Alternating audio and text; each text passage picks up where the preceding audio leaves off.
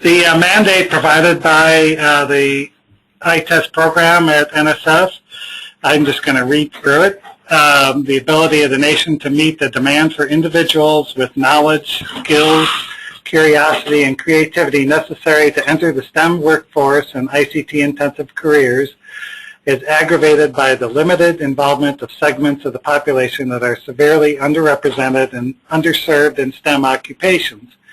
The demand for skilled, knowledgeable professionals can be met only if the STEM workforce is broad and diverse and taps the potential of all students able to pursue careers in STEM fields. NSF is especially interested in projects that focus on students from groups underserved and underrepresented in STEM and technology careers, including but not limited to those residing in rural and economically disadvantaged communities. So the acronym provided up there, ICT, may not be familiar to you. That stands for Information and Communication Technologies, which when you look at the fields where people are underrepresented, certain segments of the population, it tends to be those high-tech science and engineering fields in the computing and telecommunications. The panelists for today are going to, and this is the order of the presentations, Laura Francis from Channel Islands National Marine Sanctuary is going to be speaking from the perspective of a female scientist, and I would assume a female scientist working within a government, the government infrastructure. And we have Deborah Musella at Simmons College. We'll be talking about engaging girls in science and math explorations at the middle school and high school levels. Then we have Eva Stern, who is at the District of Columbia GIS office. We'll be talking from the perspective of African Americans in science education. Just thought I'd introduce some of the issues that are important with regard to today. And these are taken from the Science and Engineering Indicators from the National Science Board, which is a publication that comes out, I'm not sure if it's annual or if it comes out every 2 years by the National Science Foundation. But essentially what it does is look at the health of our nation as far as its scientific and technological infrastructure. And they report the two categories that we're covering today about females and then underrepresented ethnic and racial minority groups in the ICT technologies. Women remain underrepresented in the science and engineering. S&E stands for Science and Engineering Workforce, although to a lesser degree in the past. Although women constitute about 40% of those who graduate with science and engineering degrees in 2006, their proportion is smaller in the when out in the workforce. The current percentage, or the percentage in 2007, was about 27% for females in the S&E workforce.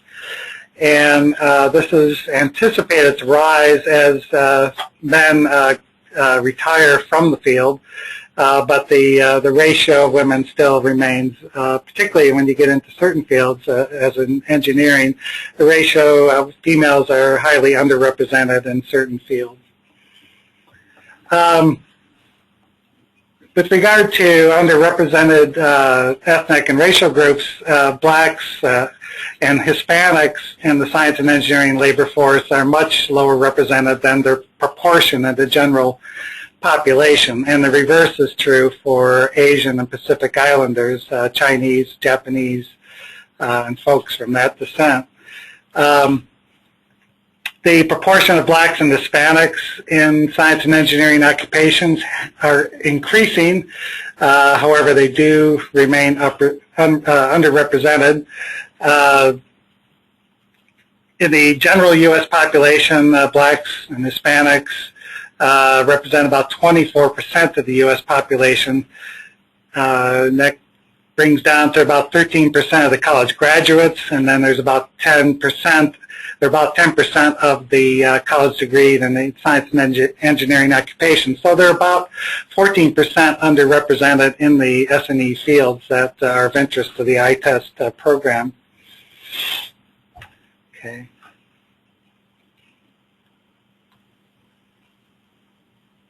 All right. And this tends to carry into non-academic science and engineering occupations, and then also higher level positions requiring doctoral degrees. Just a general pattern of underrepresentation that has been getting better over the years, but is still fairly significant in the United States. The general point of the ITEST program is that this is females and underrepresented minority people are an untapped population for our science and engineering heritage that we could, right now we are, a lot of the Asian and Pacific Islanders workforce that is overrepresented in these fields is imported labor from across the oceans, and there's a general feeling that we could have more domestic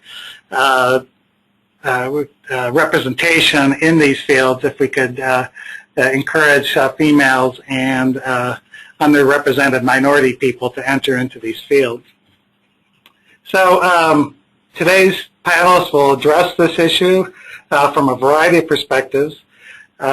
In preparation for this webinar, I conducted a couple of straw polls on the CoastLines site that people have responded to over the past week or so, and I just thought I would let the panelists know what some of the responses were to the. I only posted 2 questions, and just to get an idea of where people fell on these issues. The first question was, when I introduce new technologies such as GIS to females and males in my classes, and there was 2 responses. I don't see any differences in how they approach using the technologies. And secondly, the other choice was I see differences in how they approach using the technologies. It was about a 50-50 split in the 18 people who responded to the question. And there have been some forum postings where one of the comments that we saw recently is that the poster observed that females tended to be more on task when doing technology-based projects. Other people posted comments that they didn't see any difference.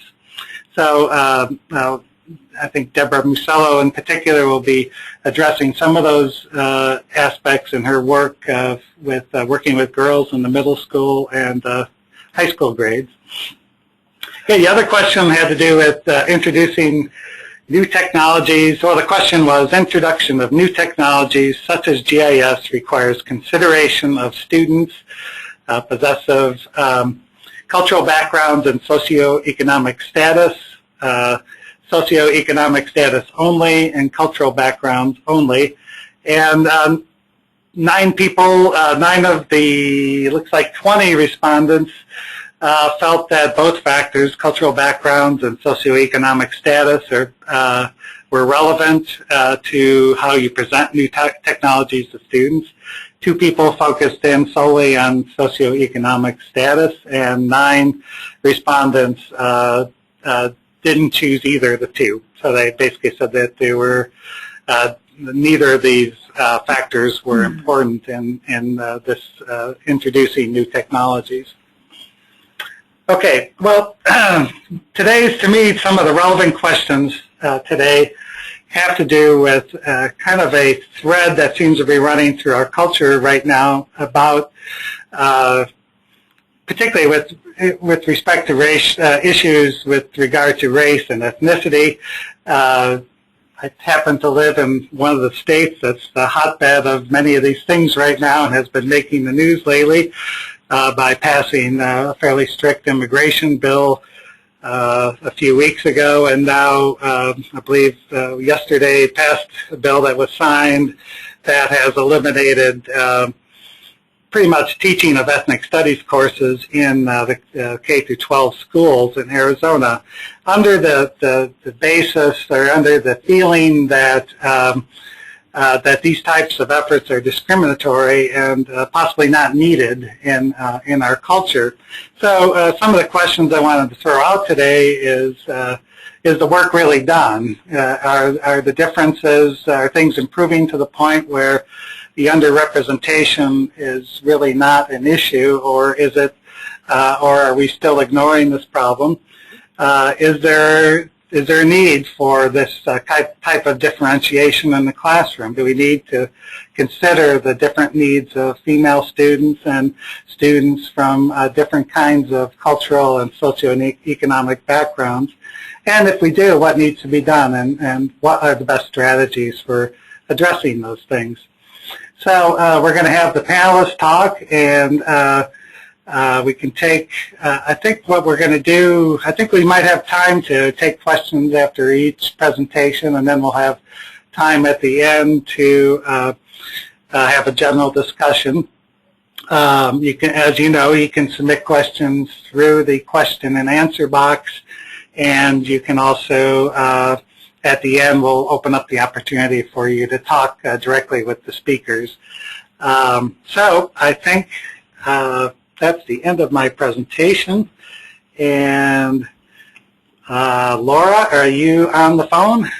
Yep, I'm here. Okay, Laura Francis is going to start off, and I'm going to give you the throttle here, so you can throttle all of us.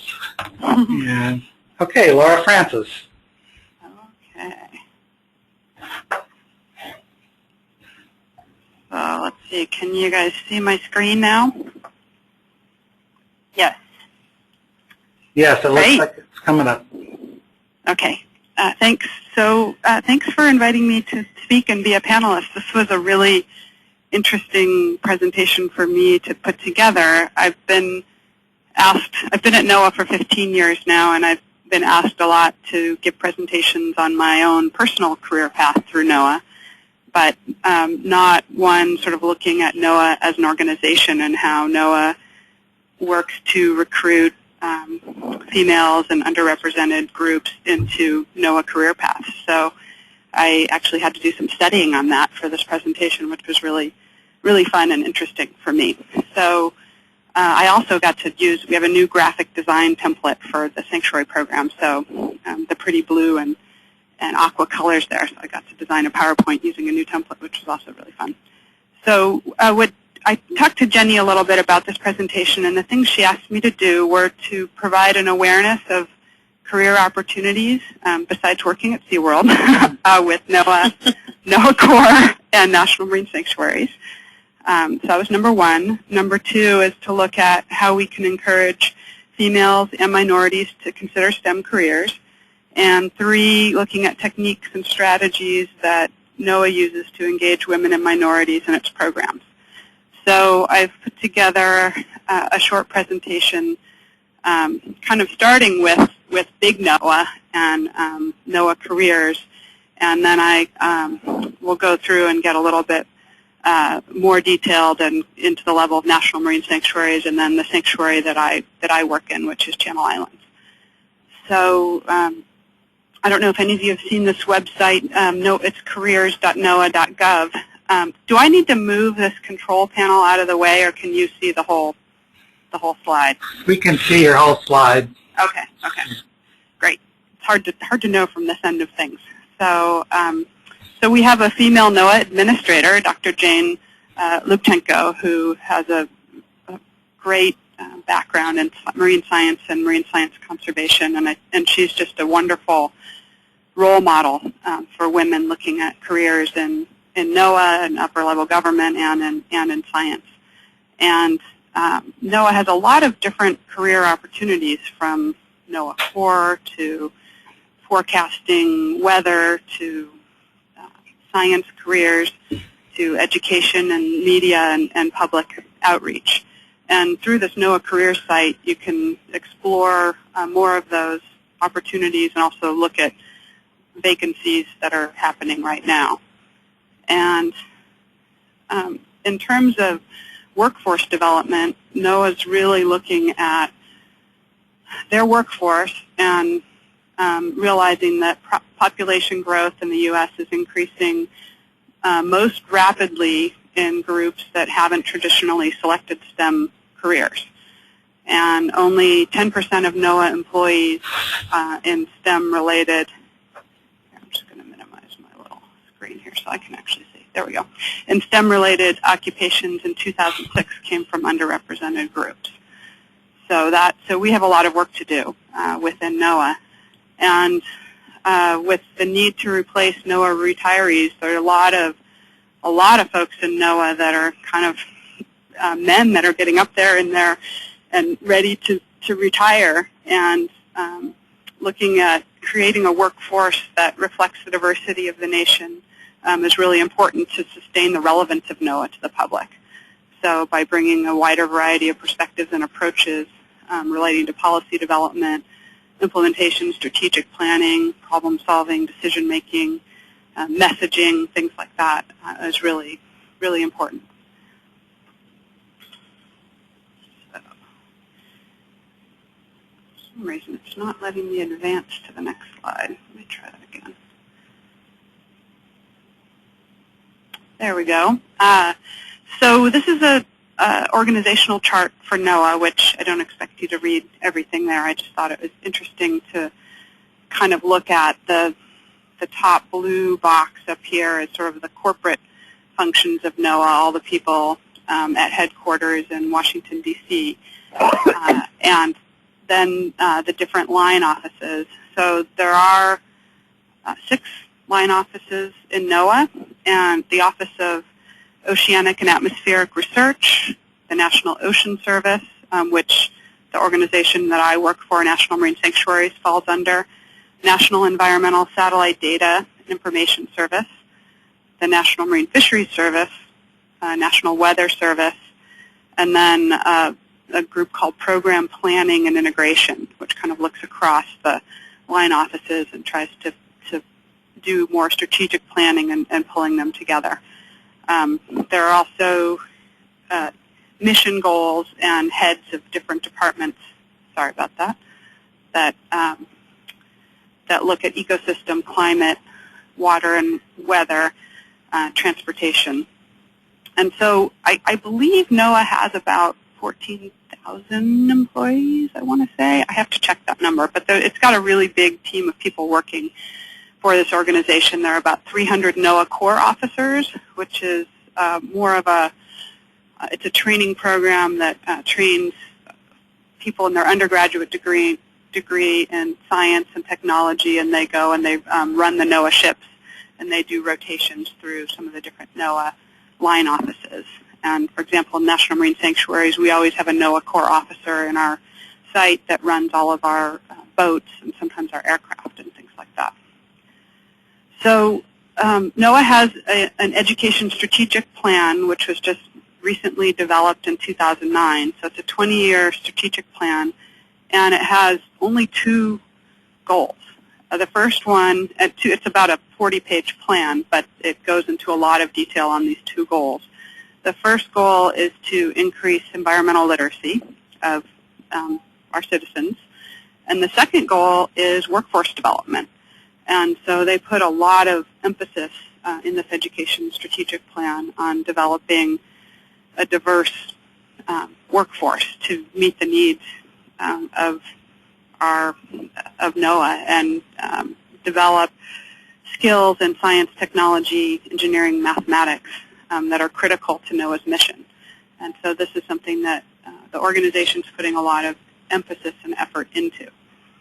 And I thought it was interesting just to kind of think about the mission-critical skills that NOAA requires of its employees and people that are going into NOAA careers. And they can be everything from, a lot of the investigations that NOAA does require traveling on, under, or above the water using ocean-going vessels, submersibles, airplanes, and satellites. And these vehicles require operators, technicians, engineers with specialized knowledge, the ability to monitor ocean currents, look at fish populations, and explore new habitats. We need computer programmers and operators, web developers, GIS specialists, statistical modelers, as well as public safety is a very important aspect of the NOAA mission, and looking at meteorology, hydrology, remote sensing, satellite communications, as well as getting the word out through public education and media events, and science of weather, water. And I'm going to go through a few more of these, but in thinking about all these mission-critical skills and thinking back through my career at NOAA, I'm not an expert in all of these, but my career path has touched a lot of these different things. I, at one point, was trained to operate a one-person submersible about 10 years ago. I've done a lot of work on vessels. I've developed a website and used GIS. So lots of the mission-critical skills I think employees get the opportunity to develop throughout their career. And then this one on protecting, restoring, and managing coastal and ocean resources. That's really where Sanctuaries come in, developing management plans that consider a variety of different stakeholder interests, and having a strong science background that also looks at a strong science background that also includes social sciences, so not just natural sciences. So also education, communication, public engagement. I would even add event coordination. We do a lot of event coordination in our jobs, and planning and working internationally. We also work a lot with management capacity building programs in other countries that are setting up marine protected areas and national marine sanctuaries. So I won't go through all of these, but there's so many different opportunities and skill building for NOAA careers, and I just thought it was interesting to kind of look through some of those. Not sure whether it's my computer or having trouble advancing. Okay. So one thing that I've just recently learned about is NOAA has an education partnership program, which is a program to encourage underrepresented groups and women in minority-serving institutions to pursue NOAA careers. And it's got 4 components: a cooperative science center, which are actually these NOAA science centers set up at these institutions, institutions of higher learning. I think there's one in New York, Florida, Texas, Maryland, and they provide funding for training graduate students in NOAA sciences.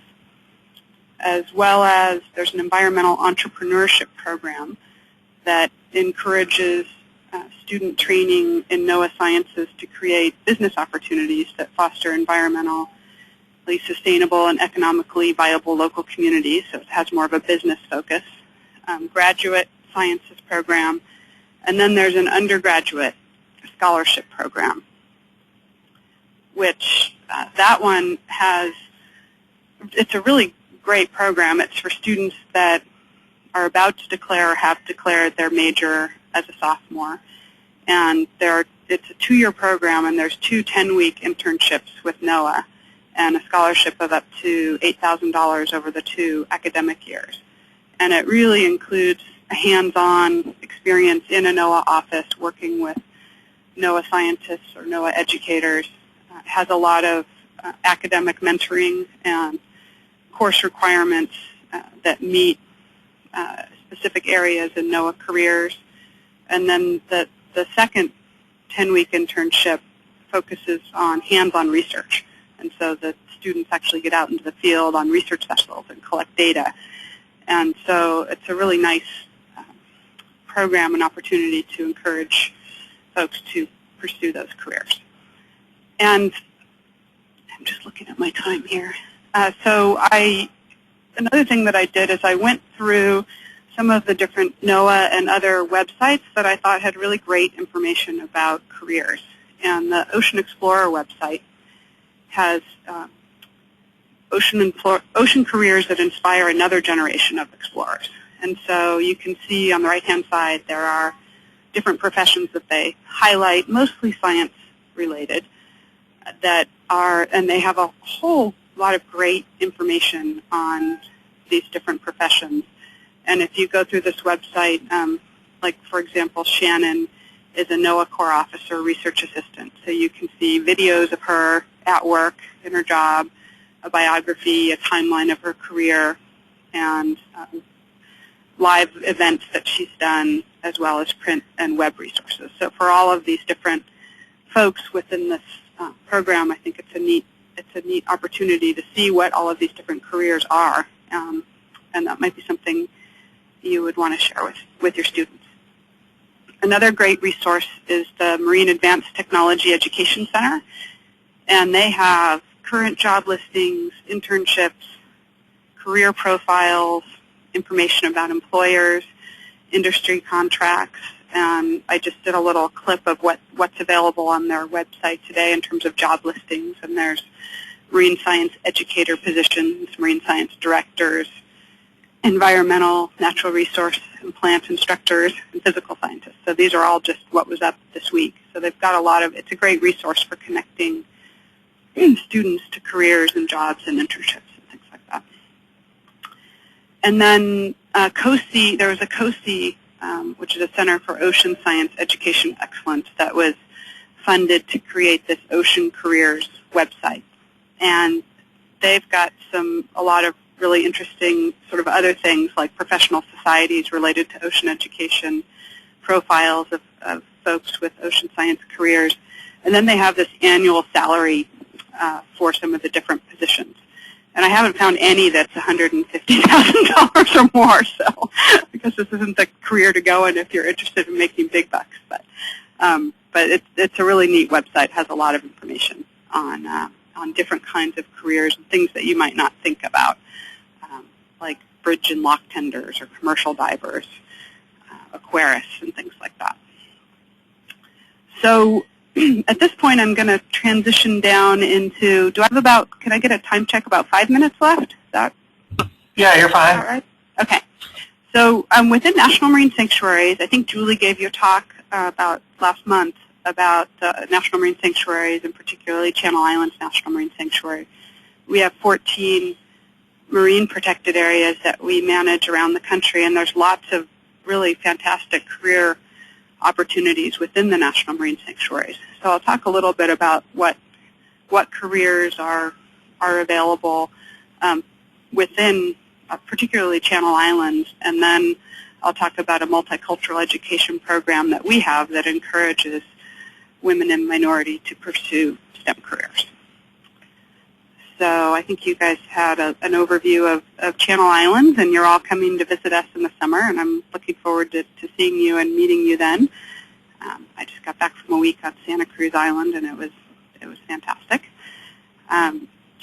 One thing that Julie Versek, who talked to you before, she wanted me to mention in this talk that she said she wasn't able to bring up or didn't have time, and the talk that she gave is how at Channel Islands, what are the things we do to protect the resources?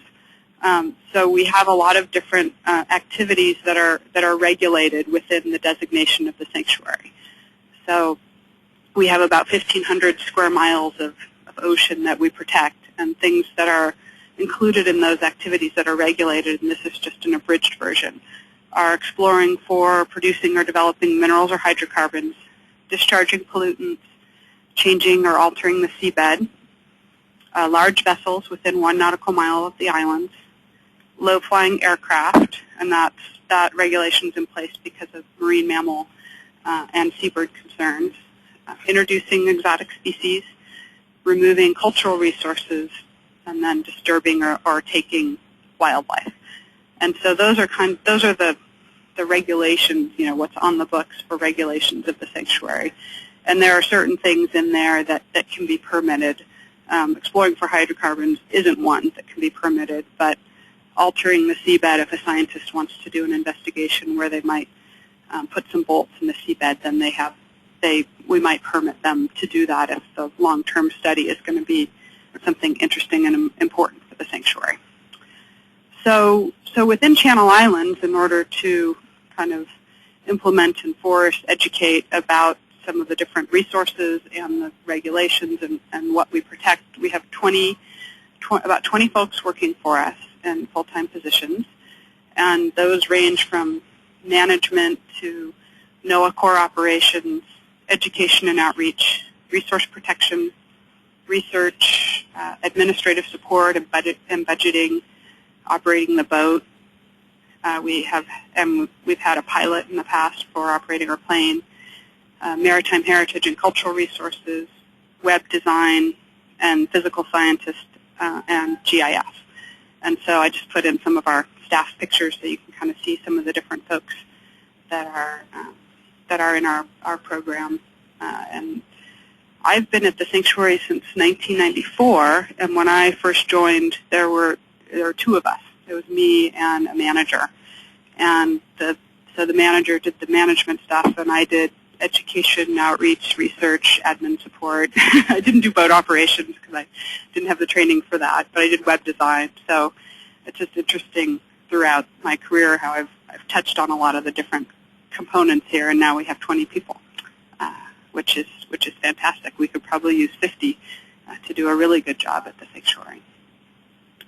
And so the last thing I wanted to go through with you is a multicultural education program that we've been doing for about the past 4 to 5 years at Channel Islands. It's at Channel Islands National Marine Sanctuary and in the Monterey Bay National Marine Sanctuary. And it's the Multicultural Education for Resource Issues Threatening Oceans, or MARITO program. And it's really a community-based ocean and earth science education and outreach for multicultural audiences. And the program was started in Monterey with a really big needs assessment of the community up there, and that was in 2001, 2002, and then brought down to Channel Islands. And the audience is adults, families, K through 12 students, college students, agriculture and service workers, and minority serving educators.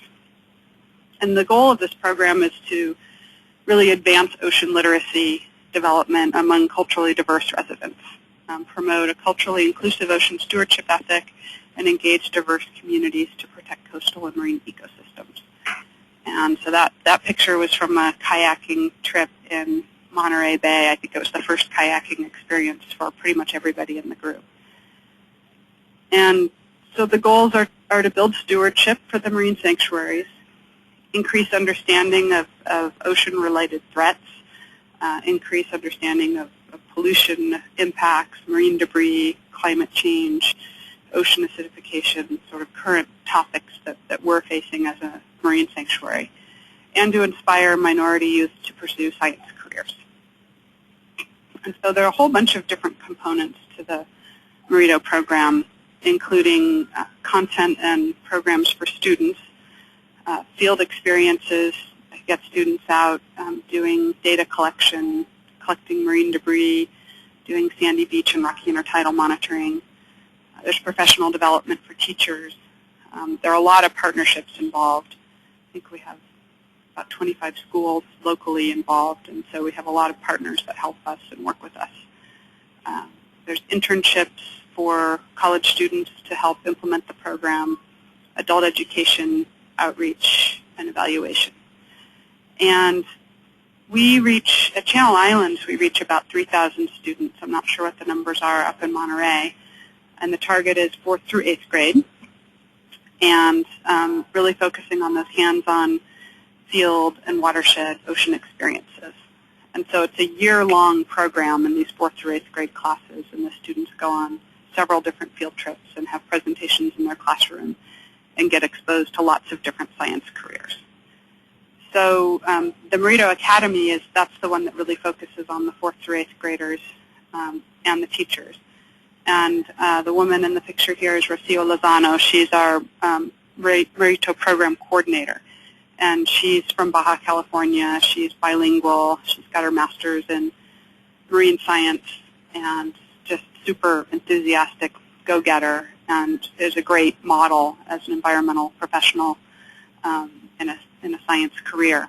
And she does lots of career fairs and training for students, and does a lot to inspire students to pursue careers. So that is what I had for the presentation. I'm certainly open to to questions, and I know I went through that pretty quickly. But just wanted to kind of give you an overview of NOAA and then kind of what we're doing within National Marine Sanctuaries, particularly in Channel Islands. Okay, thank you, Laura. We did have a question submitted through the Q&A box. It says, does Marito sponsor students? My students haven't had opportunities such as these. Or are there any grant scholarships I can apply for in order to get funding for something like this? The majority of my students are Hispanic, so it must be someone in the region there. Somebody from Ventura. Oh, from Ventura. So, Holly, do you want to get on the line, or we could open her up? Sam will have to do it. Hello. Hi there. Hi. So go ahead. No, go ahead. I was just wondering, I mean, that looks like an amazing opportunity, but with funding in schools these days, as you know, it's hard to do something like this. But our school's goal is to have all students go on some kind of field trip next year. And a couple of other teachers in this webinar are within my school. So, I mean, how do we go about something like this? How do we get them involved, because we are local? Yeah, if you're in Ventura and that's your student base and your audience, you can apply to be part of this program. It's funded pretty much 100% by grants through soft funding, but we've been fairly successful in getting grants. We've got funding through the BWET, Bay Watershed Education and Training Program, and Amgen has given us some great funding resources for field trips and school buses and things like that. So I think you can see my email on the screen there and our website. So you can, the coordinator of the program is Rocio Lozano, and you can find her by just going to our Channel Islands website and looking under personnel. And there's also a Marito button on our website under education, so you can certainly contact her. But if you're in the region, there's an annual call for teachers to sign up. She gets a lot of the same teachers over and over again, and is really interested in bringing new teachers into the program. So I love that. That would be amazing. Yeah. What school are you with? We're at Deanza on the Avenue in Ventura. Oh, yeah. Yeah, you're absolutely the target audience for that program. Yeah, kids need to get out and do something like this. Yeah, and they have really great opportunities. There's a group of students that become Argonaut ambassadors for the sanctuary, and they do poster projects and essay contests and have lots of really special opportunities to get out into the marine sanctuary. Some of those folks, we had a groundbreaking for a new ocean science education building that we're building on campus, and the students came from that program, and they got to meet Dr. Lubchenko, the head of NOAA, and find out more about what she does, and that was a really fun opportunity for them. Yeah. Well, I'll look into that, and I'll contact whoever needs to be contacted. Yeah, you can contact me or Rocio, and we'll get you connected to the right place. All your info. Thank you so much. Laura, do other sanctuaries have similar programs? Or? So Monterey and Channel Islands do. There's an interest among the sanctuaries up in San Francisco and also in Florida and Texas. But they haven't fully developed or they haven't had the funding to fully develop a program. But there's strong interest in many of the sanctuaries that have diverse student populations to put a program like this in place. But Monterey and Channel Islands are the ones that it's in right now, fully implemented. Okay. Are there any other questions? Laura's going to be taking off after this because she has to go see a show. I'm up in San Francisco. But, yeah, if you have a question, ask Laura now. And just one other thing I'll mention is I'm going to be available and around during the 2-week Summer Institute. So if there's anything that people want to learn more about or find out more about, please get questions to whoever they go to, Jenny or Steve, and I can put together materials to bring to the summer program. We did have one comment. Doesn't the Farallones have a program also? Well, they have a program. It's not called Burrito. It's not, but they do reach out to underrepresented groups. But I don't believe it's a year-long, in the classroom, regularly sort of full curriculum. But they definitely reach out to those audiences in some of their different programs. And they have a really, really strong Rocky Intertidal and Sandy Beach monitoring program through Limpet. So they do a lot of classroom visits and things like that, but they haven't brought the full implemented Merito program up there yet. Okay, we do have a question that's more about NOAA and the oil spill in the Gulf. Is NOAA participating in that response? Absolutely.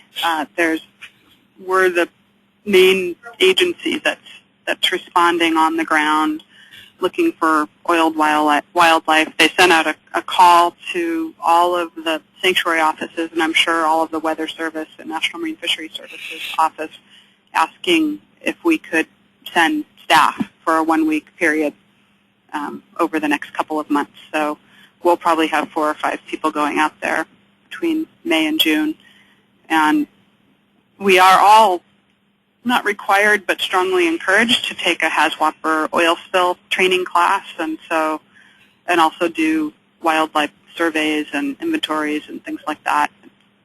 Some of our folks have taken courses on cleaning birds and other wildlife that have been impacted by oil spills. So our GIS person is definitely going. Okay. Out. Help. Would, in a situation like that, do they take volunteers? Would like school groups be involved in anything like that, or? Gosh, I don't think at this point. It may be eventually. Yeah. But I know that there was a hotline for volunteers, not school groups, but environmental professionals, and they got so overwhelmed with calls they just couldn't respond to everybody. So I think once things settle down a little bit, there'll be more opportunities for volunteers. Okay. Do we have any more verbal questions, or because we're going to need to move on here? Okay, and we're, the common question that, Laura, it would be nice if you could send your presentation so we could post it on the website. Should I just email that to Jenny? That would be great, Laura. You could send it to me either as a PowerPoint or a PDF. Okay. Sometimes. I'm not sure how big it is, but I'll... Yeah, sometimes if you save it as a PDF, it's smaller. Okay. Okay. I'll do that before I go out tonight. Okay. Thanks. You have it before. All right. Okay. Thank you very much. Thank you. Well, See you thank guys you. this summer. Okay. Okay. Bye. Hey, Deborah, are you still on the line there, I hope? I am still here. Okay, I'm going to get your presentation on the screen, and give me a minute here. Okay. Let's see. Presenter. Got to give me back. I forget who I am. Okay. Okay, it'd be good if you could introduce yourself a little bit, Deborah, and I've got your presentation on the screen, I think. Okay, great. So thank you so much for inviting me to speak with you. I spoke last year, so some of you may have been on that call, I don't know. And I run an organization called the Girls Get Connected Collaborative, and we also have had an ITEST grant that focused on environmental issues and teaching students, girls primarily, GIS and GPS, and being involved in urban ecology projects. And a lot of our students have wanted to continue working with us in multiple years, and so we started off working with middle school girls, and our first group is graduating from high school this year. So I'll have our first group heading off into college, which is exciting and a little breathtaking for me. So I'm going to tell you a little bit about our program and the principles that guide us. And then I also wanted to talk a little bit about a report that has just come out from the American Association of University Women. And the report is called Why So Few? And if you go to the AAUW website, you can download it for free. It's very long, but it's very well written, and they have actually done a great job of culling a lot of the research about why are there so few women in science and technology careers. And then what they've done is they've organized the chapters around one main idea. And so I'm going to share just two of those with you tonight. But I would really encourage you to download the report because I think, and I must confess, I did not read the original research yet. I plan to do that in the next couple of months because some of it is so interesting, and I want to just really understand more about what the original researchers did.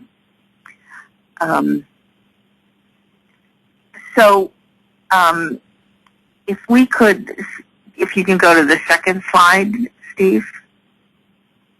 Okay. So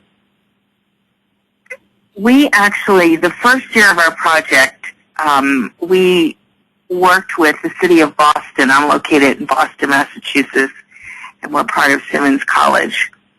And we worked with the city of Boston in their tree census.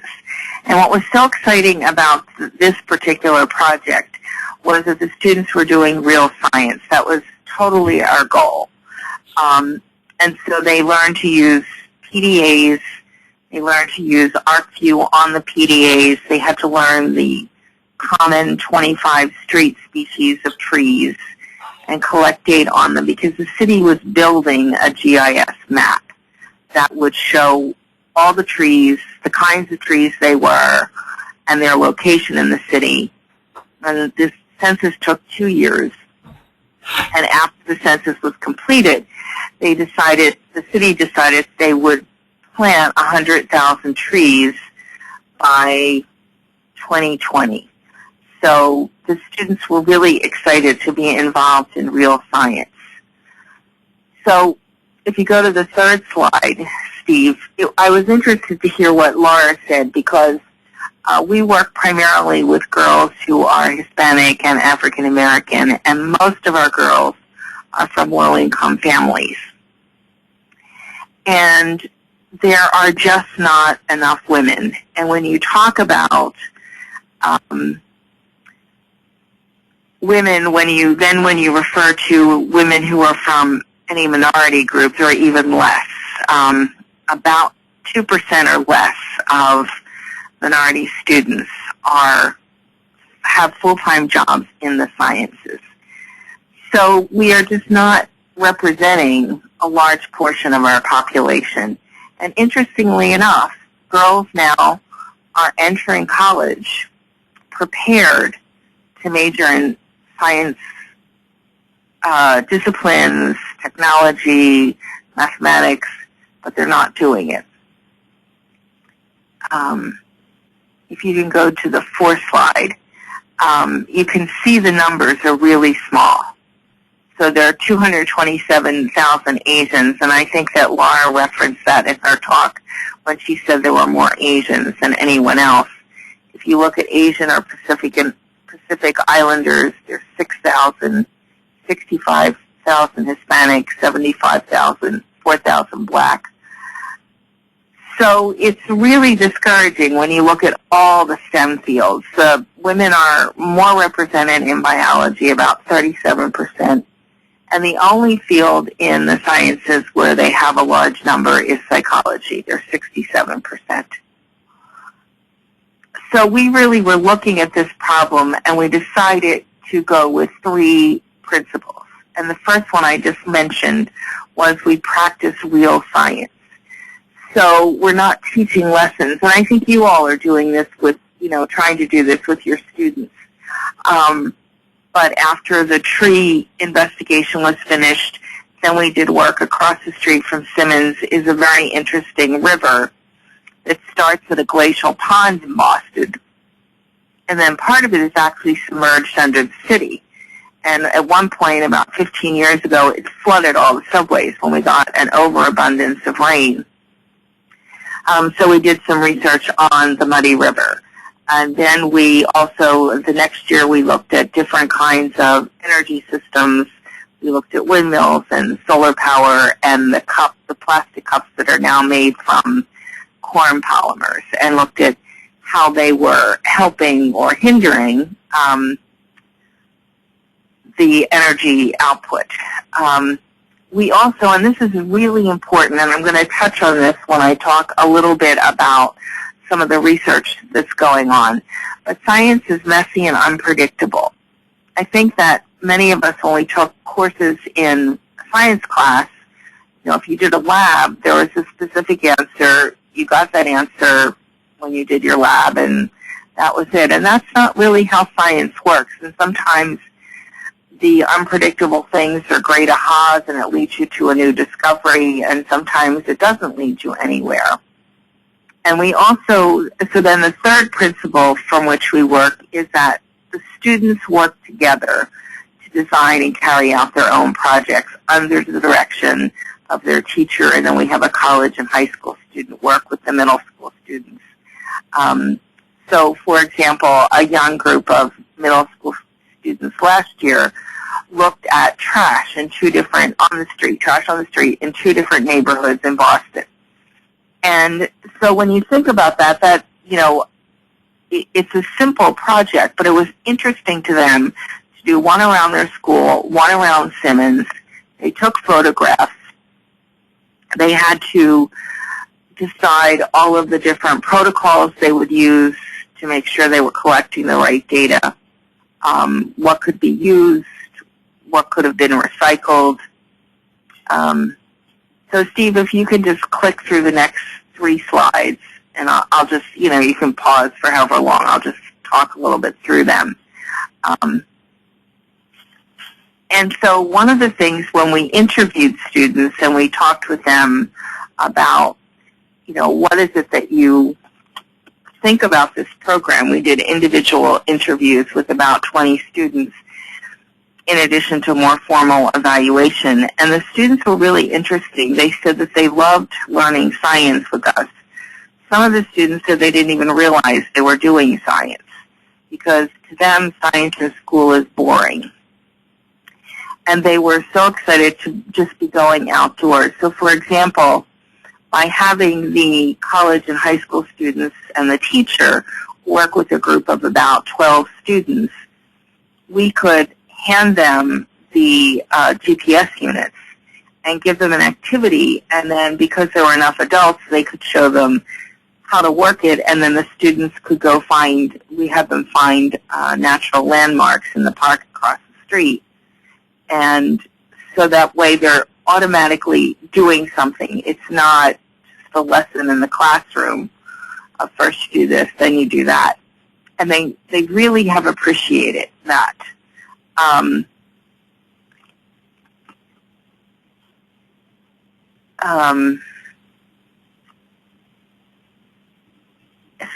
In the projects, the students did on their own, so I'm just going to describe 2 really interesting ones.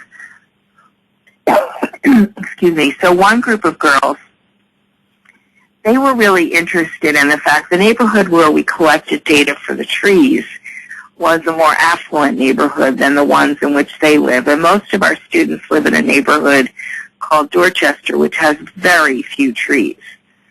So this neighborhood in the South End just had lots of trees. And so, of course, it was much cooler.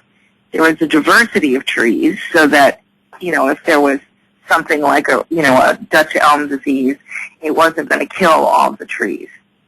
And then the students, were saying, well, then they learned about carbon sequestration. And they were wondering, because most of our students, either they or someone in their family has asthma. And so they were wondering if having trees, because of the carbon sequestration, would help with asthma.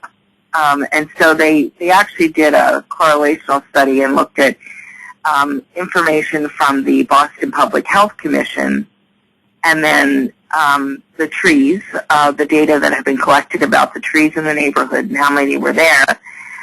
And they found that the neighborhoods that had more trees have lower incidences of asthma.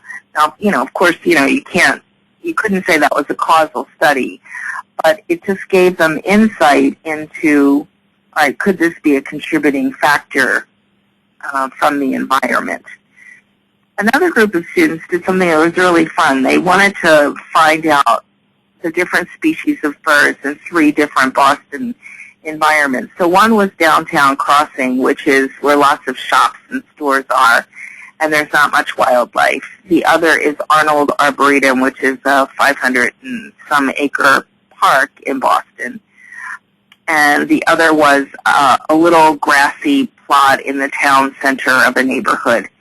And so one of the students, and the other students all disagree with him, he said, I think there'll be fewer birds but more species at the Arboretum, and many more birds but fewer species at Downtown Crossing. And it turned out he was right, because the gulls and the crows and the pigeons were at Downtown Crossing because there's lots of vendors and there's food, and so they're scavenging for that. Whereas when they went to the Arboretum, they found all these different species of birds. They found 15 species of birds. But in the times that they went and observed, obviously not as many. And so both of those studies, they were projects they'd worked on during the school year. Our students work after school and during the summer because we're focused on the youth in the program, not, as you all are, on the teachers. And what was really interesting was that they were really taken with this whole idea of creating their own projects. And it was really helpful for us to see how they did things like worked with variables and made, like Richard making the prediction of the kinds of species that would be in different environments, and then the kids kind of going, wow, you were right.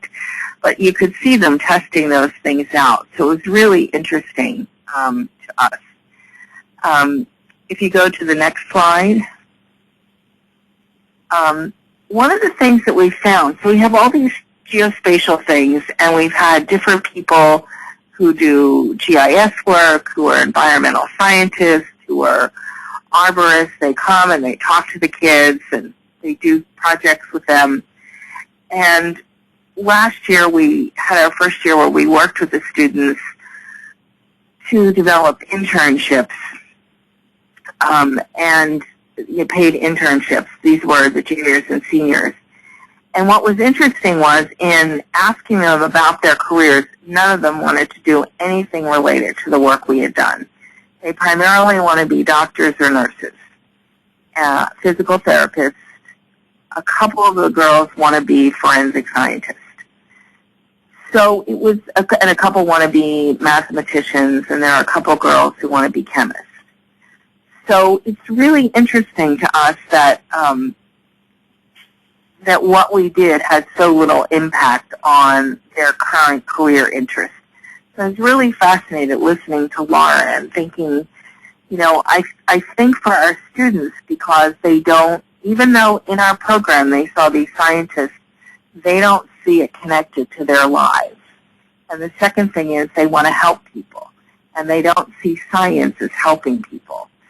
So that's been a real puzzle for us to try and figure out what to do about that. It's not that we don't want them to become doctors and nurses. We certainly do, but there's just a whole array of careers that they could pursue. So I want to just shift gears a little bit, and I don't have the slides up here, but and tell you just a little bit about the American Association of University Women and their study. And there are 2 different things I wanted to talk about. One is research that Carol Dwork has done, and she's at Stanford. And she looks at these 2 different ideas. One is fixed, that your mind is fixed, your intelligence fixed. So I'm good in math, I'm not good in math. And the other is the growth paradigm, which says, oh, well, I don't know how to do math now, but I certainly could learn it. And that it might be challenging and hard to do, but I certainly can, I know I could learn it. So they worked with a school in New York City over a few years, and they tested kids on their ideas of whether they had a fixed or a growth view. And then they watched what happened to them in school, and the kids who had a growth view of learning, by the end of the school year, they were doing really, really well. The kids who had a fixed growth were not doing as well in that. So then they decided, let's pursue this a little bit more, and let's see if we could teach this growth view. So they went back to the schools, and they had a control group and an intervention group. And in telling students, some students were told, okay, so some people are just really good at math and some people aren't. And then they had another group where they said, everybody can learn math. It's a growth thing. You know, you may not know it at the beginning of the year, but by the end of the year, you'll be really good at it. And the research they had done played out that this growth view could be taught to the students, because by the end of the year, the students who were in that group showed many more gains than the students who were in the fixed group. And I just found that fascinating, because if it's that simple, and that's what as I said, I haven't read the original research, but if it's that simple of telling students, oh, of course you can do this. I was thinking of the film, Jaime Escalante died recently. He's the one who did Stand and Deliver, and I remember going to the movie and thinking, well, you know, he just got it, that he was just saying to the students, of course you can do calculus. It's ridiculous. Of course you can do this. So I think that there's this whole push that if we could engage in it, would make such a difference with our students. And then the other study that they talk about in the report is Aronson, who's from Yale. And they looked at both the stereotype and the stereotype threat. So they were looking, one of the first studies, they looked at college men and women who were interested in math, and they gave them a math test that was composed of math exams from the GRE. And so some of the students were told that girls just don't do math very well. And some of them weren't told that. And again, it played out. If they were told that, they didn't do as well in math, versus if they were told, oh yeah, it can be learned and there's no stereotypes about math. They did much better when they did that test and then took a course. So I just am really excited about reading this research, because if in fact we could do something that simple, we could really make a big difference with our students. So I guess that's all I have to say right now. So if anyone has any questions, I'd be happy to answer them. Okay, thank you very much, Deborah. Do we have any verbal questions? So you can raise your hand with, I always forget, I think it's 5-star.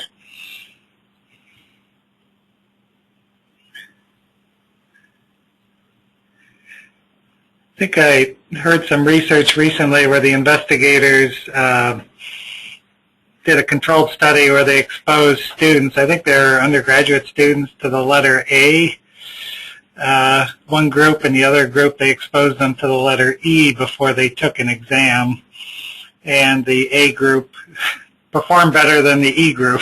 Oh, that's interesting. Yeah, and they repeated this. It's been replicated. Yeah. And it was just a very simple attribution can affect performance. Wow. So, okay, let's see.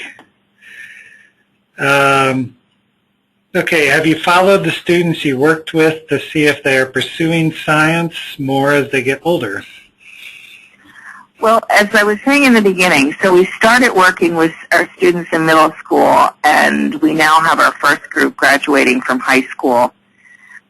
So the students they are interested in pursuing science careers, but they tend to want to go into primarily medicine, some forensic science. Another student wants to be a chemist. We're not getting a broad array of science careers right now. Okay. All right. Let's see. And we just had one comment from a teacher that said that they agreed that the encouragement and positive expectations help immensely. The idea that if you tell people that you expect that they can do something, they seem to rise to that. Yeah. Rather than influencing them that they can't do it. And I think a lot of girls get that message, particularly that they can't or they're not supposed to. Right.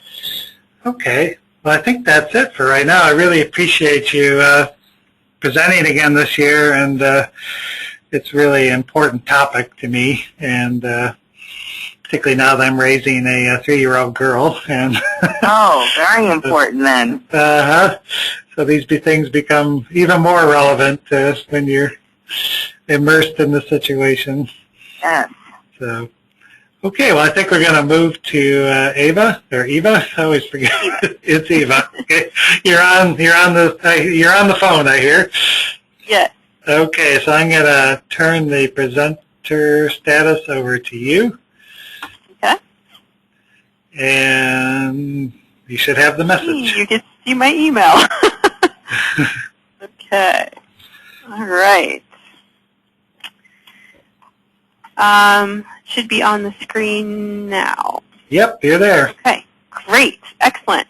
Well, thank you so much for the opportunity to speak again. Some of you, the folks with Science Approach heard my presentation last year, but I'm guessing that most of the teachers are new this time.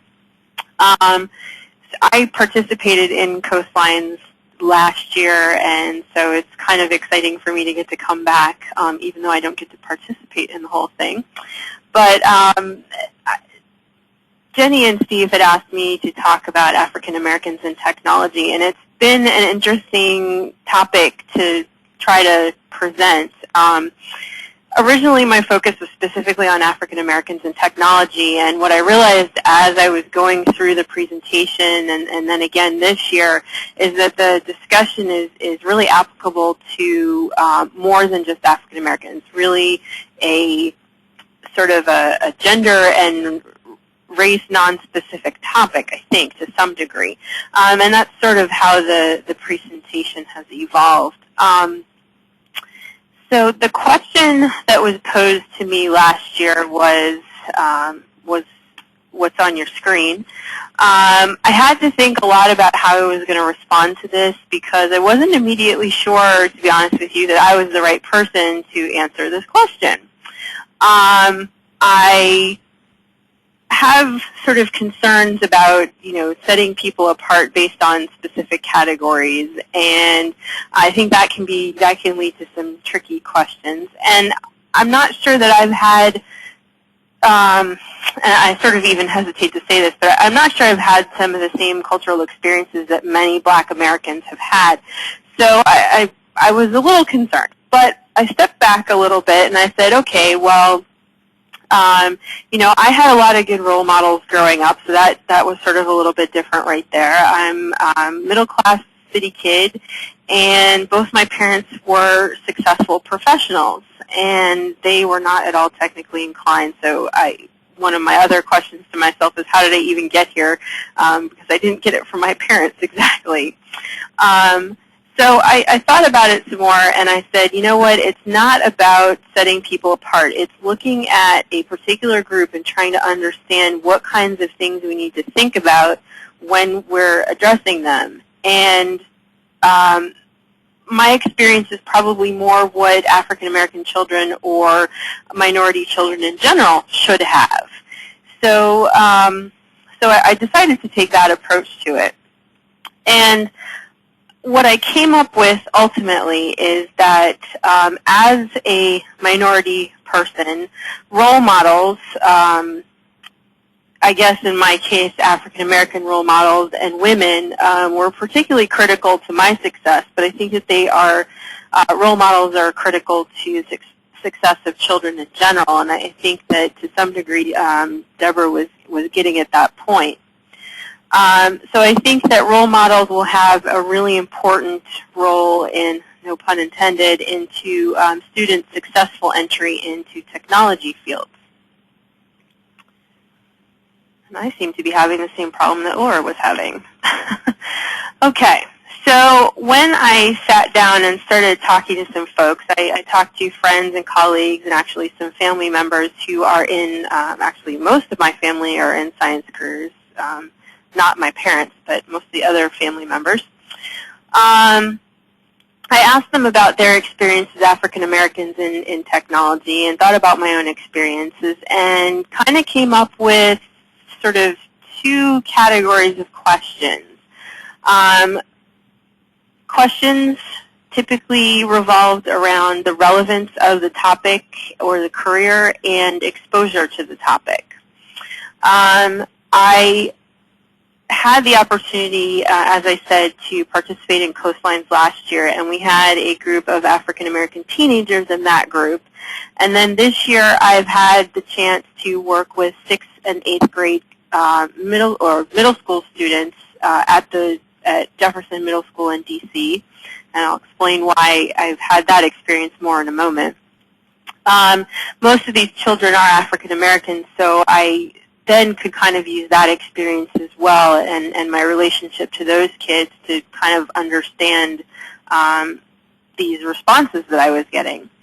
So first of all, relevance. Why should kids care? Well, they should care because technology is where major job growth is going to be happening and is already happening. According to the Institute of Electrical and Electronics Engineers, we're going to be seeing huge increases in science and computer-related occupations. This is something that every journal article that I came across concurred with. And the numbers are different depending on who you talk to, but they're definitely large, you know, over 50%, leaning towards perhaps 80 to 90%. So big increases in science and computer-related occupations. When we start looking at mapping technology specifically, there's an anticipated 20% increase in jobs in these fields specifically between 2006 and 2016.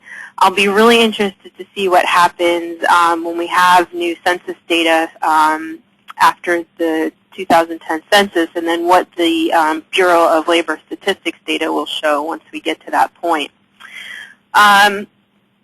I would like to make a point here that surveyors versus surveying and mapping technicians, the reason that this is broken out specifically this way is because surveyors are required to have a professional license and or registration to do survey work in any state.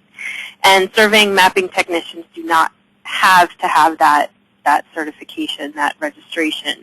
So I just wanted to make sure that that was clear. It's somewhat difficult to obtain consistent historic data.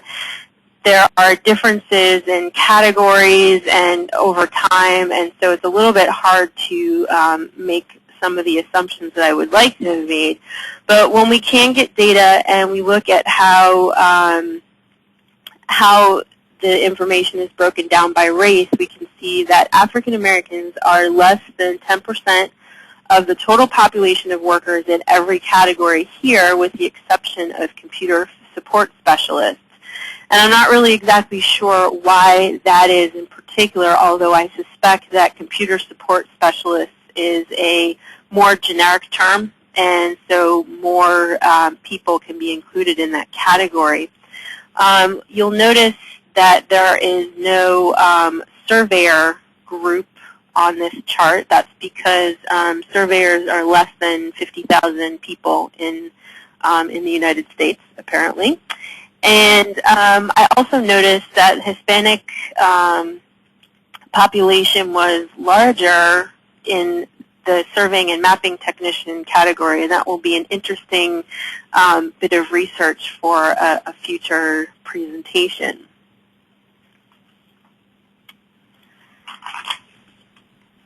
So let me just go back for 1 second.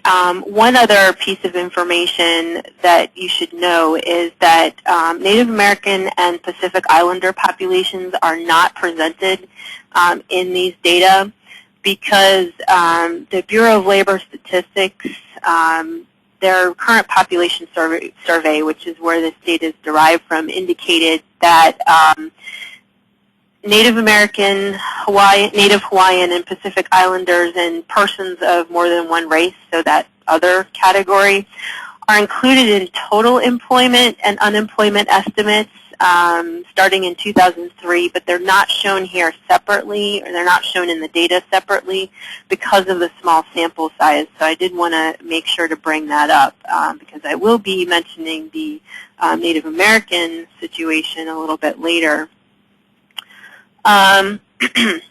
So all students want to see how the concepts they're learning in school apply to real life. We've seen that in Deborah's presentation already. And in general, we don't get to see how technology is used in the real world. Underrepresented populations are even less likely to get this exposure to people using technology, and are also less likely not to see someone who looks like them when they are exposed to this kind of information. So one of this really critical thing about not seeing anyone who looks like you, it can be detrimental to your experience as a student, and it may make you think, well, I don't see anyone that looks like me, so maybe this isn't an opportunity for me. So it was interesting because as I was kind of going over my presentation this morning, someone had forwarded me an article from today's Detroit Free Press about an African-American school that had organized a field trip, and the principal of the school had organized the field trip specifically for African-American students so that they could go see an African-American rocket scientist and talk to this person. When the students got back to class, they were booed by the students that didn't get to go. And I thought that was very interesting, and it kind of underscored a personal feeling that I have about this. And it was a very odd coincidence that I received the article today. My personal feeling is that in a classroom environment, and I'm speaking very specifically about school, not sort of after school or supporting educational programs, but in the classroom environment, it's important not to single out African American or any other minority group for that matter, but to expose the entire class to experts and role models of all races and genders, so that everyone can see, hey, this person of African American or Native American or any other ethnic minority is doing this job. And this is a possibility for you, regardless of who you are and what your cultural background is. Isolating a single group of students can make them feel more like outsiders than they already feel that they are. And I have to say that I have experienced this kind of a couple of times in my student career, people wanting to separate me because I was African American and maybe I needed some more support or education, when it probably would have worked better to expose everyone to the same situation and to the same information. So it works out in the school that I'm in, and actually, let me step back for a minute. My office, I'm a GIS analyst, and my office is within the Chief Technology Officer's office, and our specific group of my team has actually been co-located with a middle school, Jefferson Middle School in Southwest DC, which is great. Technology in the school, the kids get to see technology in action every day, such as it is. It's not exactly the most exciting thing ever. But what has come out of this is that I am, as I mentioned, presenting GIS, teaching the students in the school how to do GIS.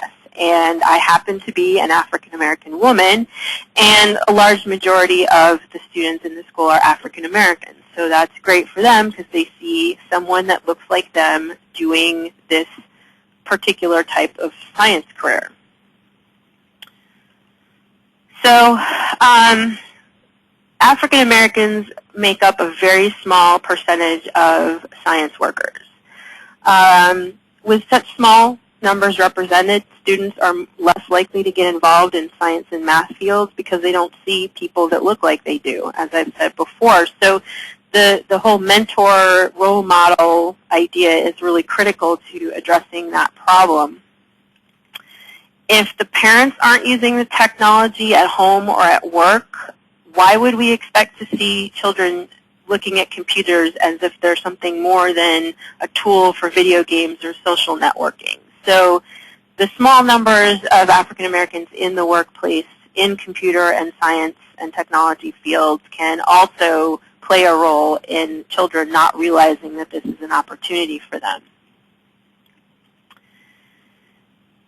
According to the National Science Foundation, there is a general upward trend in degrees in science and engineering among minority populations. I think this has been reiterated several times today, which is great. It's, you'll notice that around 2006 there's a little bit of a dip, actually, yeah. And the slight dip in the number actually correlates with a dip in the number of African Americans in science and engineering at the same time, and that information is regardless of gender or citizenship. So we're, talking race or culture specifically here. Last year when I gave this presentation, I was asked why the Native American percentages are so low, and I didn't really have an answer at the time, so I took some additional time this year to make sure to look into that a little bit more. And so I'll talk more in a minute about what, as I talk about the factors that can affect students' exposure to science and technology, I'll talk a little bit more about the Native American perspective, just briefly. So when we're talking about factors, we're talking about a number of different things. So as I've said, science and engineering degrees are increasing. They're still low compared to white students. But the U.S. Department of Education has done a national assessment of educational progress and says that the disparities in science and math acquisition and therefore degree and career choices can be related to the factors that you see here. So not just race, but other factors like socioeconomic status, school policies, etc. There are also a number of underlying examples, including exposure to instruction, so not having seen the technology in school, and as I said before, parental support. If they're not seeing it at home or that their parents are talking about it, they have no reason to know that it exists. The public school that I work in is a perfect example, in my opinion. The school is in a low-income neighborhood. It serves students from the neighborhood, and actually larger than the neighborhood. The school is now drawing population from other neighborhoods as well. These kids are lower middle to lower class. They're primarily African American, and now starting to be some immigrant Chinese students in the school. If you add to that, the public school system in D.C. has some issues. There are financial problems and infrastructure problems, and the number of students overall is dropping. So that is a problem. There are also not enough teachers at this point to teach all of the current classes, and our school is unfortunately a perfect example of that. They lost a number of teachers due to an across-the-board layoff, and then 3 additional teachers quit later in the year, so they didn't have enough people to cover all the classes, and then asked me if I would teach a class for the 8th graders. So, so these problems are ever present in my daily life at this point. The students aren't exposed to much beyond the basic curricula, so, you know, reading, math, basic science, earth science, and not that that's bad, but they're not getting this exposure to things like geographic information systems. And if they are getting exposed to things outside of well, even if they're just getting the basics, we're assuming that the kids are present enough in class in general to pay attention and absorb information. There's been a lot of discussion about nutrition and how that affects child's ability to pay attention and to actually engage in discussion and that sort of thing. So I would actually argue that socioeconomic status is probably a more likely predictor of going into technology fields than race. And unfortunately, of course, minorities are disproportionately represented in the lower economic levels. But geography can also have a large impact on access to science and math education. I did some research on geography as well, and some of the major organizations out there, including the USDA, say that rural children have the highest poverty rates, and then not only do they have the highest poverty rates, but minorities are 2 to 3 times more likely to be minorities living in these rural areas are 2 to 3 times more likely to be poor or living below the poverty level. So this relates back to my comments about Native Americans. Native American population in the United States, over half live outside of major metropolitan areas. So it's really important to keep things like that in mind. If you've got this large proportion of the population living in rural areas, and they're more likely then to not engage in science and math activities, then obviously that's a group that's going to be missing from the college level science and math. So it's really important to take that into consideration. I did a lot more research on Native American populations, and I'd be happy to try to answer some other questions, but I'll kind of leave it at that for now. I know we're kind of running a little low on time here. So what do we do about this? Well, one thing we need to do, as I have said through the whole presentation, is to encourage mentoring. Bring in potential role models to the class. Have them speak to the class. Bring the kids to the role models. Instead of just bringing the African-American kids, as that Ann Arbor example, the Detroit Free Press example that I mentioned before, instead of bringing just one group of the kids, bring all of the kids. Bring all of the kids to see the African-American rocket scientists. That's a great thing. Obviously, I'm going to speak to incorporating technology into the classroom, because this is what you guys are doing, so I'm a little bit preaching to the choir here. But that's so critical. It's something that's not happening in DC public schools, or it's happening very minimally. So that's just something that we need to, as a country, implement and be more forceful about that. So it's really great that you guys are here learning how to do this, or learning how to do this in a new way. And last but not least, really don't forget the kids who are not traditional students. I've talked to a number of people who've said that if it weren't for vocational education opportunities, they wouldn't be doing what they are today. I think I used the same example last year, but a friend of mine is a fire inspector, and he said he was originally actually a firefighter, and he said that he just didn't get along in regular school, and if it hadn't been for the opportunity to do vocational education, he would not have survived. He probably would be on the street doing who knows what, and he's always been grateful for the opportunity to do non-traditional classroom type environments. So with that, I'm at the end of my presentation. I hope this has been helpful. I am going to provide my presentation to the Science Approach team, and they will pass it along to all of you. And certainly, please do not hesitate to email me if you have questions, or either about what I've talked about today or GIS in general. And I'd love to hear from folks and hear what you guys are doing. That'll help me talk to teachers in my school and tell them how they can incorporate technology in the classroom. So thanks, everyone, and I will, I guess, open it up to questions if we have time. Sure. Thanks much, Eva. That was really great. We did have a few questions through the Q&A box. One from Todd Shattuck, where he was commenting that many of my students are mixed, so you don't always know their background.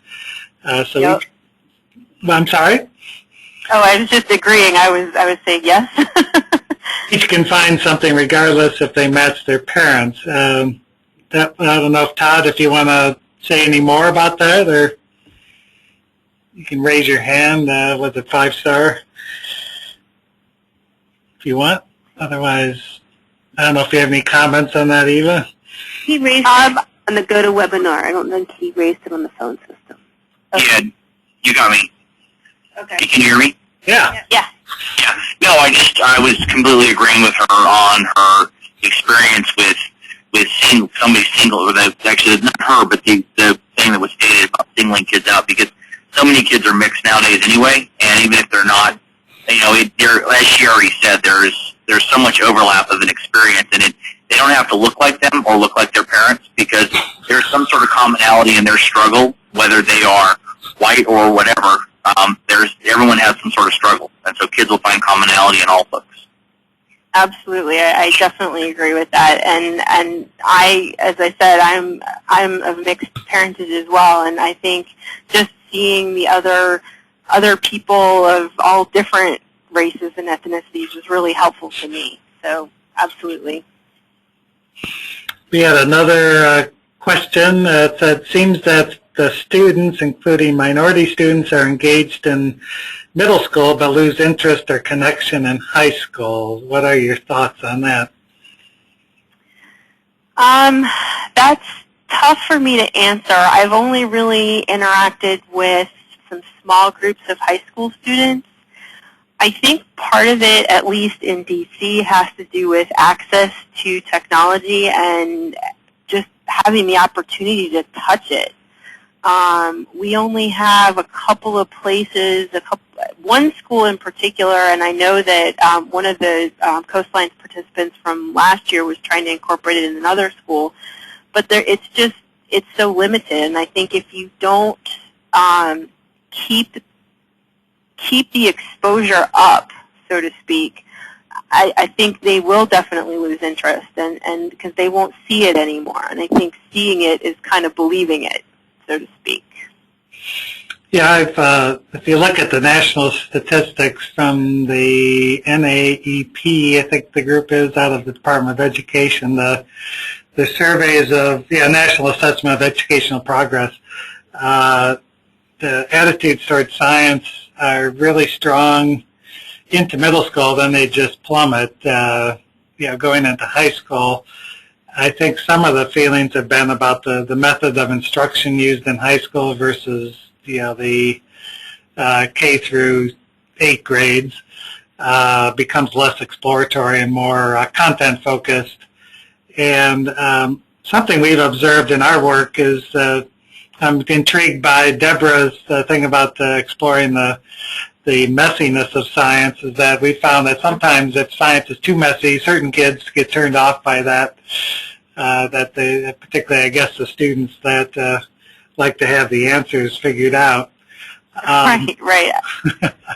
I think there are always going to be some kids who just aren't into it. I think you're right, Steve, though, that the method of instruction changes, and if they're not hands-on anymore, which I wasn't in high school, it was all very much lecture,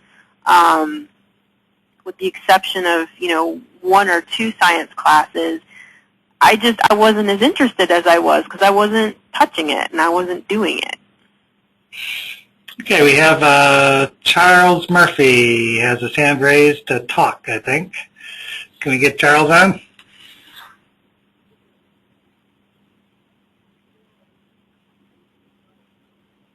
Charles, you there? Yep. Hello. Hey, Charles. Yes. You're on Hey, there. how you doing? Yeah. My name's Colin Murphy, and I'm an African-American teacher. I've been teaching since 1967, and I was introduced to image processing several years ago, and it changed my life. And I also recognized that GIS was a critical area and environment that I needed to know. But I totally agree. I teach in the St. Louis Public Schools. I started off teaching chemistry and math, but the way they expect us to teach chemistry and math is basically like you described. It's so structured in the sense of lecture and traditional school that a lot of youngsters don't get really excited. So basically, what I've done is switched over to teaching radio and TV. And believe it or not, in that environment, I get to expose students to whatever I want. And so therefore, I bring in everything that I've ever learned, in particular, science, math, technology, and engineering in the digital age. And I think you're right on target when you say that it's how the teacher views science, math, technology, and engineering, and how they fight to expose the youngsters to all of these new ways and approaches to problem solving. And right now, my top engineers, and when I say engineers, I'm talking audio engineers, video engineers, and so forth, because we do our own live sound. We make, we use the Apple environment to tell our stories. And the young ladies are on the top of the list in my classes, and it's not an accident. It's because I make sure that everybody knows that they're welcome to participate and touch these things and use these things. Because I'm going to give you a really good example. I'm an audio engineer also, and in that field, there aren't that many African Americans, period, much less young ladies, African American ladies. So I make sure that all the students get a chance to touch these things and use these things. So I bring in everything. It's digital image processing, it's networking, you name it. I make sure it's happening in my environment, and I make sure everybody gets exposed to it and gets a chance to touch it, and they all love it. And that's why I would say it's so key that the teachers love it and understand that, they have to let young people play with the stuff, Absolutely. It's about playing with it and getting, and not being afraid of it, but like the previous presenter was saying too, you get in there and you use it, and you play with it, and hey, this stuff is cool, and it's not just about the little gadget that, you can get online and, like you say, social network and all other stuff. When they see the kinds of problems you can start solving with these new technologies, these new ways that the digital age, touches them, it's really exciting stuff, and they love to play with it. And well, I can talk all night about that, but I really appreciate what you say. Well, thank you, and I think it's great to hear you say this, and I think the teachers should enjoy it too. The teachers should have fun with it too. Well, you know what? That's the other thing people say about me. I love it. I'm 65 years old, and I don't know when the hell I'm gonna retire because I'm having too much fun. And that's awesome. That's awesome. The kids catch that.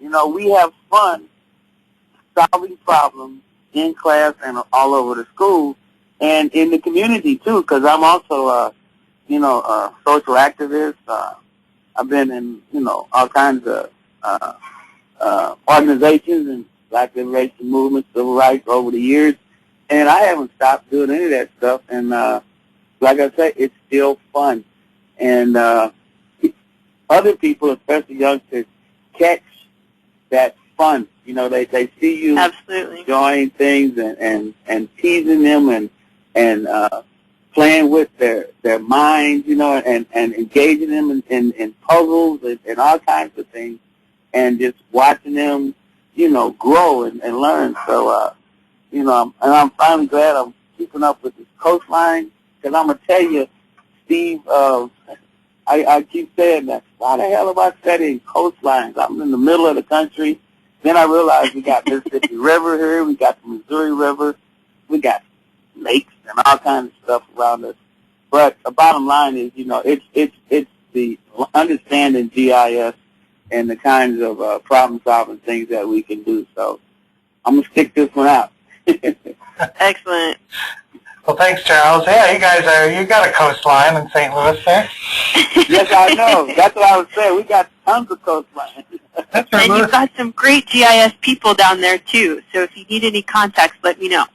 I will. I do. I absolutely do. And I'll get them, and I'll get them in the class, and we'll go visit them. We'll videotape them. We'll make them DVDs, whatever they need. So it'll be a lot of fun. And we'll write a song about it. All right. We had another question here about whether there's a larger number of African-American students going to community college. I don't know if you can answer that with the research you've done there. I actually can't. I don't know it. I know that I remember seeing some documentation on that, but I can't answer off the top of my head. That's a very good question. Okay. And let's see, this goes back to Deborah. I don't know if Deborah's still on, but... I'm here. Okay, it said, what about having girls work in a laboratory to gain science experience? So I guess the lab versus kind of these, the discovery-based activities that you were doing with the girls. Yeah. Well, what we've done is we've had the chemistry and biology professors here and some of the students, the undergraduate students, do labs with the students. In terms of, and then we also took a group of students last summer to Biogen IDEC, which is a biotechnology company here, and they have something called a community lab. So we spent the day there, and they took us through a DNA lab. The problem with working in any labs that are actually, working is the students aren't allowed to be in there. It's company policy. Most of them won't accept students who haven't completed their first year of college. So we try and give them some exposure, but that's what we've been able to do. Okay. Well, I had the observation myself. I've been surprised with my 3-year-old girl, Claire, how much she, even starting at about 2, she identified, she could differentiate whether it was a girl doing something or whether it was a boy doing something. Oh, cool. And it was much more important for her to see a girl doing something than a boy. So the question comes up to me is that, a lot of the kids, you talked about the girls choosing like medical careers and kind of, conventional science and medicine careers. I just had wondered how much these early impressions have make on kids. They really don't see other professionals unless they have parents or something, that are in the fields. They don't really, the people they see are medical people, and probably not even, as Eva was talking about, or Charles, that they don't see these technologies. These they may not encounter them till they're in college. Right. And that's what's made us realize how limited them experiencing it in our program is. Even on their resumes, the kids don't put that they know how to do GIS. It's just mind-blowing. Yeah, that's something we noticed as well when we were working with the students last year on putting their resumes together. It's, they've got all this experience, and they either don't know or aren't sure that whether it's appropriate or something. Right. There's something missing. So that's been an interesting puzzle for me and for us running the program. Okay, there was a follow-up question about the helping people in a lab. I assumed you were talking about researchers at a college or university, because that's what they was asking about, or were those at commercial labs where they wouldn't allow the students in? Yeah, so we can do things here at Simmons, and we have the faculty take the students through labs and so for example, one of the chemistry professors is doing a lot of research on the cups made of salt, of corn polymers. So the students actually did labs that the undergraduate students do. So we've been able to do that, and then at Biogen IDEC, we took them to what they call their community lab, where they have school groups come in, and they did a DNA lab. But at any of the biotechnology labs, they just don't let kids in. So I hope that clarifies it. Yeah, that does. Okay. Well, I think we're running close to the end of our time here, and again, I want to thank, I can't thank Laura directly, but I'll thank her by email for participating in the webinar, and you, Deborah, and Eva, for once again doing an excellent job in framing all the issues and eliciting a lot of questions for the group and spending your time with us. With that, I think that's the end of the webinar today, and our next, Jenny, our next webinar next week? I don't know what the date is. Well, coming up, let's see, two things remind you. We have makeup sessions and help sessions. One's tomorrow on May 13th from 3 to 6, and the next one is Monday, May 24th, 3 to 6. And let me check the date of our next webinar, because it's going to be another GIS webinar, but I also don't know what day it is. It's actually next Tuesday at 5 o'clock Pacific time, 8 o'clock Eastern time. And we'll be doing another GIS lesson. This one's be looking at the global distribution of kelp. There is a handout you need to print for the lab, or I guess for the webinar. Please print it out. We will be using it, and we will also be talking about how GIS can be used to teach science content and science process, and modeling that while you work through the activity. That's the one that Betsy's doing? Or? Yeah, Betsy is going to be doing it too. Okay. Betsy's a real fireball, so it should be an interesting presentation. Yeah, Betsy's a former Olympian, and we worked with her on another project. With a broken neck, she continued to work on our project. Oh my God. She's amazing. Yeah, Betsy is she was an Olympic cross-country skier, and then she was a kayaker also, and she was out kayaking and flipped over in a stretch of river that had a bunch of broken concrete at the bottom and broke her neck, but finished the trip and then continued developing lessons while she was in her hospital bed. I think that's the only time you've been able to keep up with Betsy, though. It did slow her down a bit. All right. Well, thank you. Thank everyone for your participation in the webinar today, and hope you have a good evening, and we'll see you next time. Okay, thank you. Take care. Bye. Thank Goodbye. you. Thank you, Eva. Bye. Bye. Thanks, everyone.